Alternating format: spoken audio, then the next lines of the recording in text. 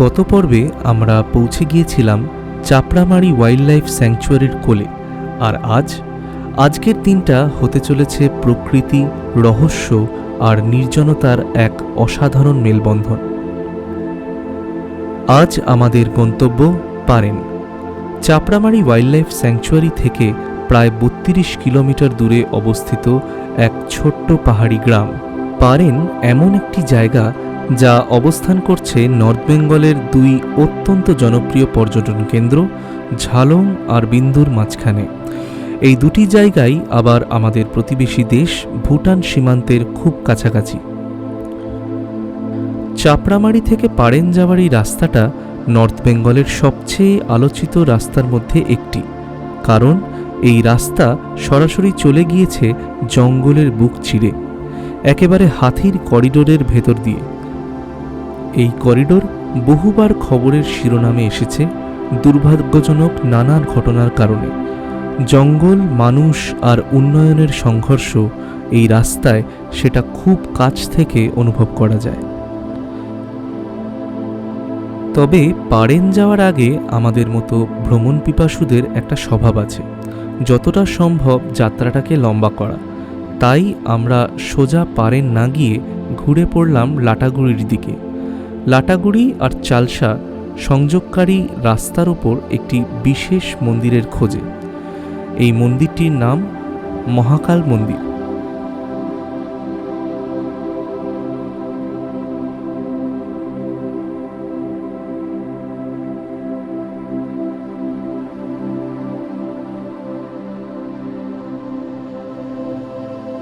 পৌঁছে গেছি আমরা মহাকাল টেম্পল, যেটা একটা কিছু ছিল পাতাটার মধ্যে, ওই জন্য এরকম সাইলেন্ট হয়ে গেলাম হঠাৎ।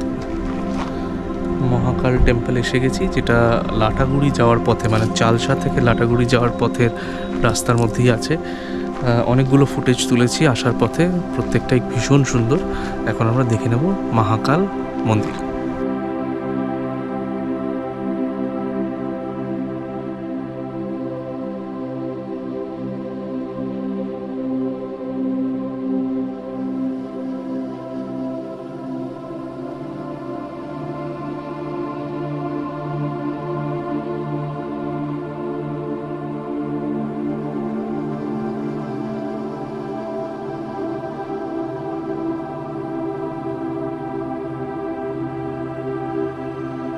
লোকবিশ্বাস আছে এখানে নাকি জঙ্গলের হাতিরা এসে ভগবান শিবের আরাধনা করেন। বিশ্বাস আর বাস্তবের সীমারেখা এখন খুব ধূসর, কিন্তু মন্দিরের চারপাশের পরিবেশ, ঘন জঙ্গল আর নিস্তব্ধতা এই গল্পগুলোকে বিশ্বাস করতে সাহায্য করে।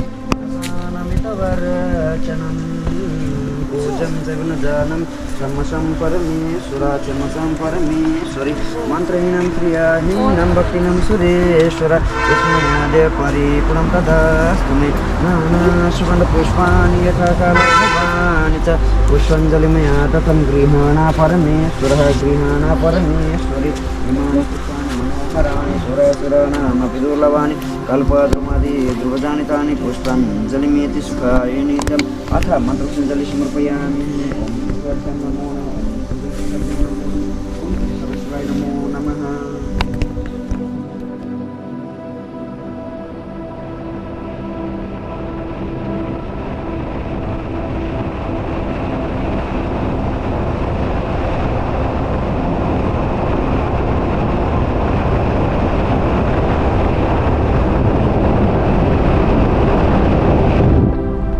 আমরা এখন যাচ্ছি পারেন নেচার রিসর্টের উদ্দেশ্যে। একটু দাঁড়িয়েছিলাম চালসায়, আমাদের পাইলট সাহেব যিনি আছেন উনি খাওয়া দাওয়াটা করে নিলেন, আমরাও একটু অল্প বিস্তর কাজকর্ম করে নিলাম। এখন এনরুট পারেন নেচার রিসর্ট।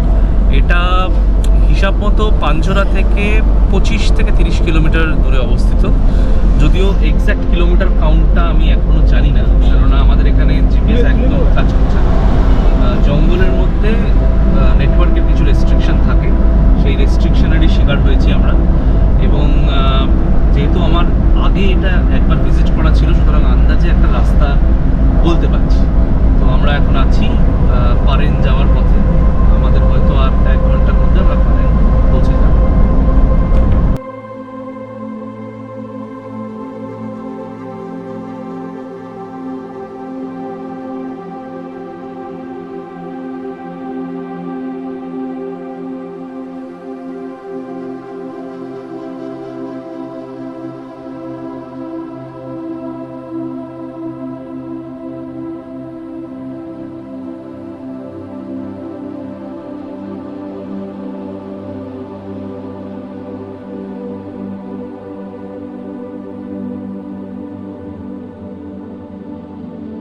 কিছু ফটোশ্যুটের জন্য দাঁড়ানো হয়েছে চাপড়ামারি ওয়াইল্ড লাইফ স্যাংচুয়ারির মধ্যে। পেছনে দেখতে পাচ্ছেন আমাদের গাড়ি আছে, সবাই গাড়ির থেকে অলরেডি নেমে পড়েছে কিছু ফটোশ্যুটের জন্য। একজন আবার রাস্তায় বসেও পড়েছে খুব অদ্ভুতভাবে। যাই হোক, বাকিটা আর বলছি না।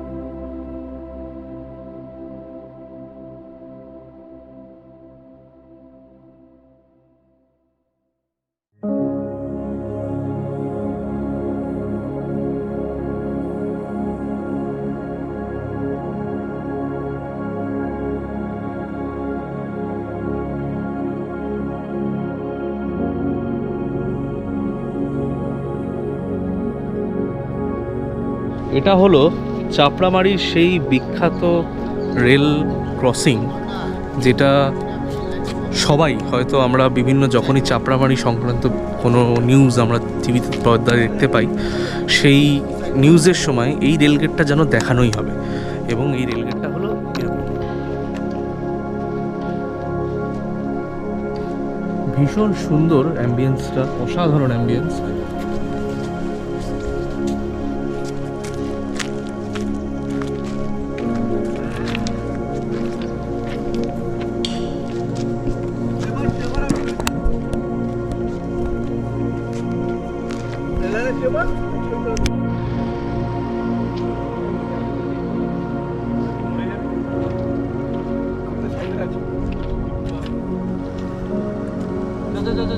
আমি তো সাইডে আছি। হ্যাঁ, তুই যা রে না, আমি সিঙ্গেল তুললাম, তোরা সিঙ্গেল লাগবে না। দাঁড়া, তুই আবার কোথায় আছিস?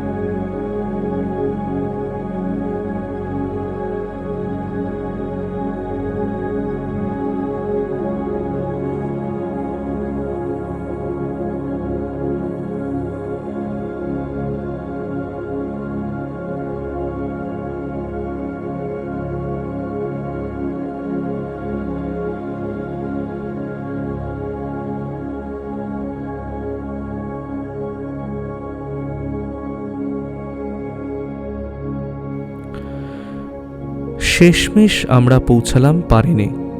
এখানে আমাদের থাকার ব্যবস্থা ওয়েস্ট বেঙ্গল ফরেস্ট ডেভেলপমেন্ট কর্পোরেশনের পরিচালিত একটি প্রপার্টিতে। মোট 4টি কটেজ, প্রতিটি কটেজে 4 জন করে থাকার সুবিধা রয়েছে। এটা আমার জন্য বিশেষ একটা জায়গা, কারণ এই নিয়ে দ্বিতীয়বার আমি পারেন এলাম। কেয়ারটেকারের সাথে কথা বলে জানলাম এই প্রপার্টিতে বেশ কিছু পরিবর্তন হয়েছে। এর মধ্যে সবচেয়ে উল্লেখযোগ্য নতুন ওয়াইফাই কানেকশন। আগে এখানে নেটওয়ার্ক কানেক্টিভিটি ছিল ভীষণ দুর্বল, প্রায় বিচ্ছিন্ন বলা যায়, কিন্তু এবার শুনে ভালো লাগলো সেই সমস্যা নাকি অনেকটাই মিটে গিয়েছে।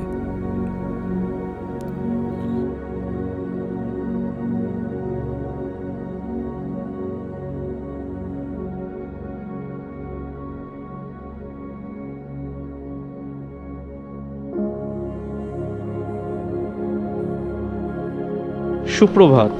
আজকে 3 নম্বর দিন, আমাদের ফাইনাল দিন।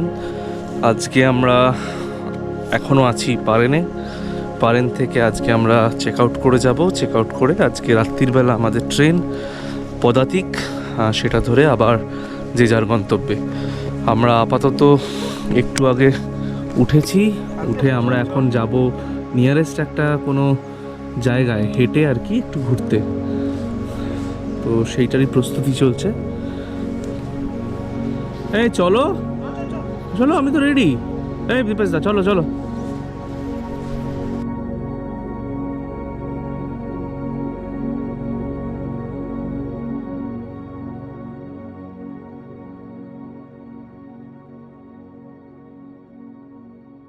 ওই যে দাদাকে দেখছেন, মেরুনে পড়া দাদা, বিগত 4-5 বছর যাবৎ ভিডিও বানিয়ে যাচ্ছে, কিন্তু সেই ভিডিও কেউ কোনোদিন দেখতে পারেনি। এই যে সামনে যেই দাদা যাচ্ছে, 2 জন দাদা, এই দাদা এবং ওই সামনের দাদা, প্রত্যেক বছর 1 বছর করে বয়স বেড়ে যাচ্ছে এই আশায় যে এই ভিডিও বেরোলো, কিন্তু সেই ভিডিও আর বেরোয় না।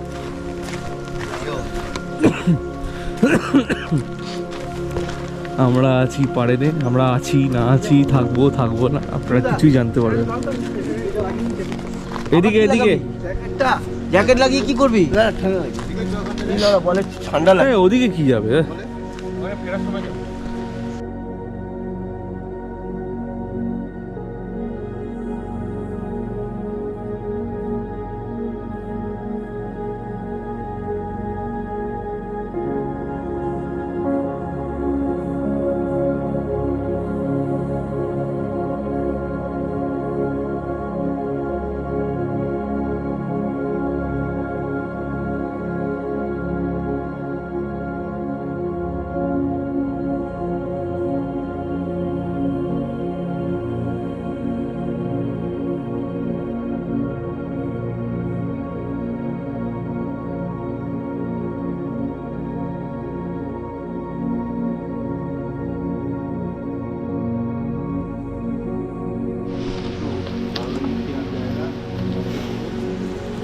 এখানে একটা নদী আছে, সম্ভবত ঝালন নদী, সেটা আমরা এক্সপ্লোর করতে যাচ্ছি এই পথ দিয়ে।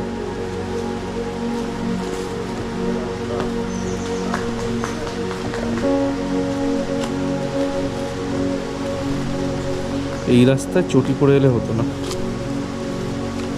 কি জল এলো করতে গেলে না?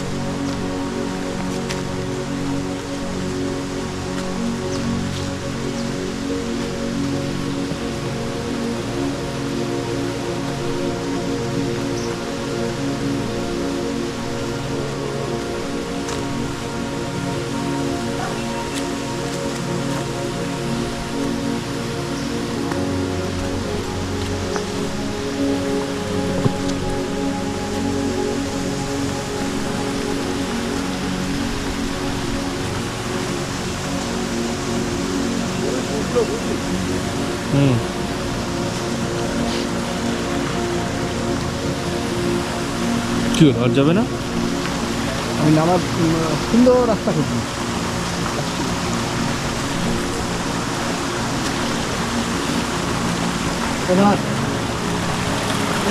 ধরলো না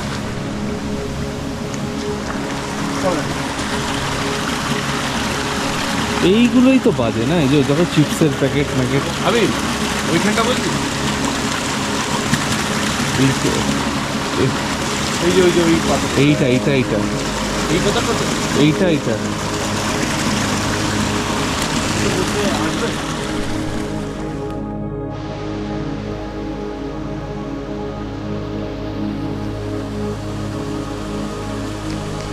ওই সীতাকুণ্ড দিয়ে এরকম করে পাটালি আর কি উপরে দেখো বন্ধুরা দাঁড়িয়ে আছে। এরা নামছে মানে এখন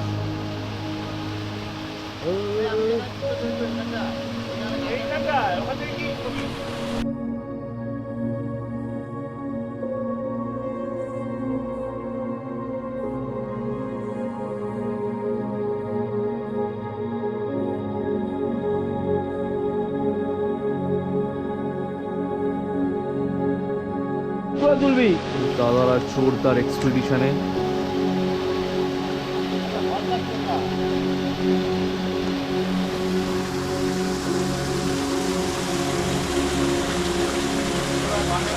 হ্যাঁ খুব ভালো লাগতেছে, খুব ভালো লাগতেছে।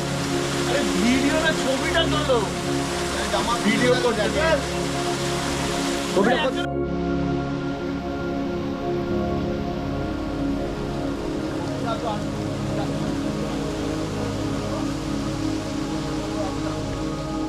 আমরা এই মুহূর্তে যেই জায়গাটায় আছি এটা আমাদের হোটেলের কতকটা পাশেই, কিছুটা এসে নিচে একটা সারা রাতই মোটামুটি এরকম একটা জলের স্রোতের আওয়াজ আমরা পেয়েছি এবং ভাবলাম যে এখানে কি সেটা এক্সপ্লোর করতে আমরা চলে এসেছি। এটা সম্ভবত ঝালং নদীরই কোনো একটা ট্রিবিউটারি বা ডিস্ট্রিবিউটারি কিছু একটা হবে। আর এটা আমরা এবং বাকি দাদারা যারা এসছে সবাই এক্সপ্লোর করতে বেরিয়ে পড়েছে। ওই যে দূরে দেখা যাচ্ছে দাদারা একটা ছোট্ট একটা ঝর্ণার মতো জায়গা ফর্মেশন হয়েছিল বিভিন্ন পাথর দিয়ে, সেই জায়গাটাই দেখতে গেছে। একটু আগে অবধি আমি ওখানেই ছিলাম। আর এক দাদা এখানে দাঁড়িয়ে আছে, আর এই দাদার কাছাকাছি দাঁড়িয়ে আছি আমি। মোটামুটি এক্সপ্লোরেশনের পর্ব শেষ, সবাই এখন ফিরতি পথে আপাতত। এখান থেকে আবার আমরা কিছুটা পথ উঠে, এই হলো পথ, এখান থেকে কিছুটা পথ উঠে আবার আমরা যাব হোটেলের দিকে, বা হয়তো অন্য জায়গায়, সেটা আমি এখনও সঠিক জানি না।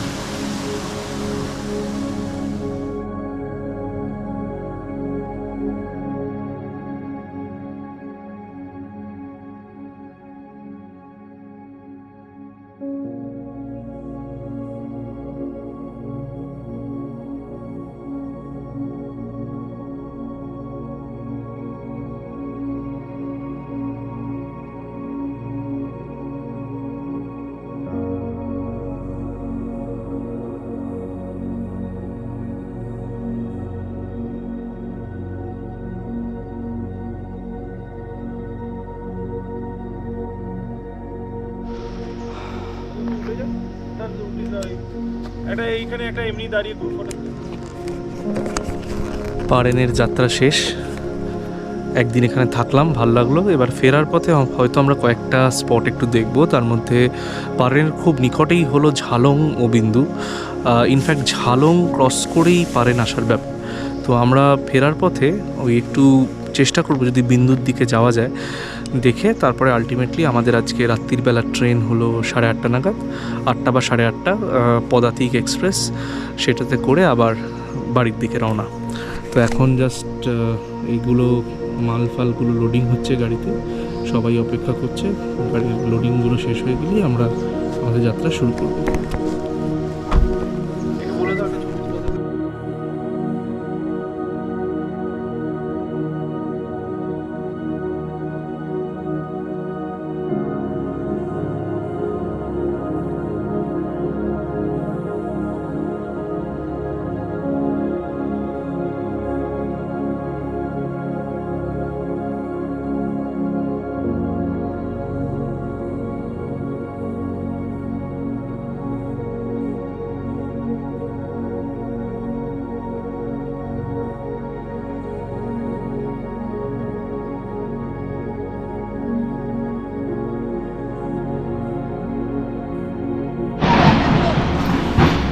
আইদার রাস্তায় কাজ হচ্ছে বা ধস নেমেছে যে কোনো একটা,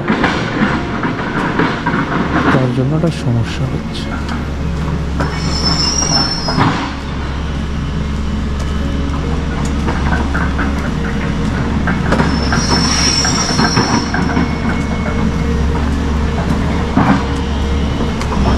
কাজ কাজ হ্যাঁ, ঘুরিন ঘুরিন, ধস না কাজ। भाई यहाँ पर नहीं होगा, बस आ रहा है। 2 लाइन में गाड़ी कैसे होगा बोलो तो? उधर से बस आ रहा है, बस आ रहा है।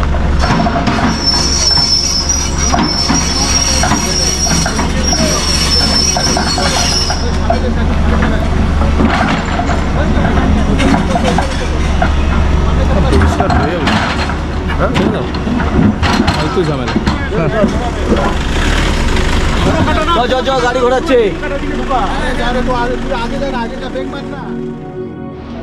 হ্যাঁ, এক্ষুনি পেছনে যদি যেতে পারি, পেছনে দাদা ডিটেলিং করছে, আমাদের পারেন যাওয়ার প্ল্যান ক্যান্সেল, জায়গাটা পারেন হবে না। ওটা ছিল আমাদের বিন্দু, সেটা হলো ভুটান বর্ডার। ওখানে আমরা একটা ড্যাম দেখার ছিল, রাস্তায় ধস নেমেছে বলে আপাতত সেই প্ল্যান পরিবর্তন হয়ে আমরা দেখছি সামনে কোথায় যাওয়া যায়।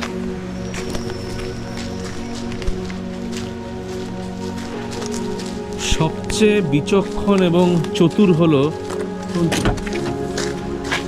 এই যে হাই, নামেই নি গাড়ি। আমাকে নামতেই দেয়নি। এটা বাজে কথা, তুমি তো নেমেছিলে। কে সামলাতে কে? একটা ভিউ পয়েন্টে দাঁড়িয়েছি পারেন থেকে ফেরার পথে, জলঢাকা, যদিও বা সাব ডিভিশনটা কি তাই বলে, কিন্তু পারেন থেকে ফেরার পথে আমরা যাচ্ছিলাম এখন এনজেপির দিকে, যদিও বা উদলাবাড়ি আমাদের যাওয়ার কথা, তার পথে একটা ভিউ পয়েন্ট পেলাম কিছুটা এরকম দেখতে।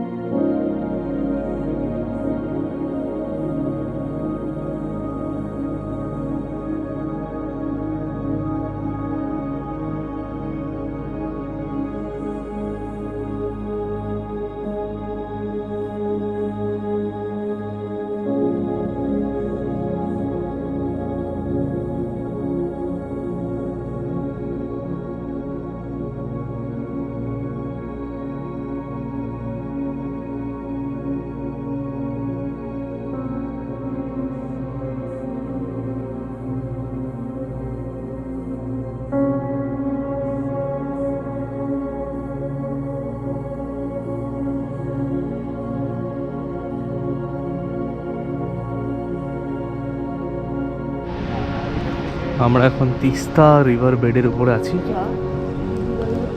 আনাটা যদিও মানে এখানে আসাটা যদিও খুব যে নিরাপদ তা নয়, কিন্তু যাই হোক এসে যখন পড়েছি আর কি।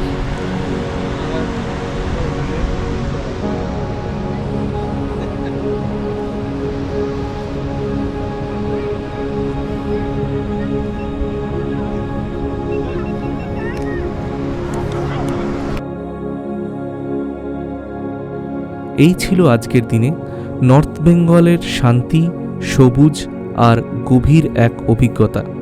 আশা করি আজকের এপিসোডটা আপনাদের ভালো লেগেছে। খুব শীঘ্রই আবার ফিরে আসব আরও নতুন গল্প, নতুন পথ আর নতুন অভিজ্ঞতা নিয়ে। ততদিন পর্যন্ত স্টে টিউনড, স্টে কানেক্টেড আর ভালো থাকুন।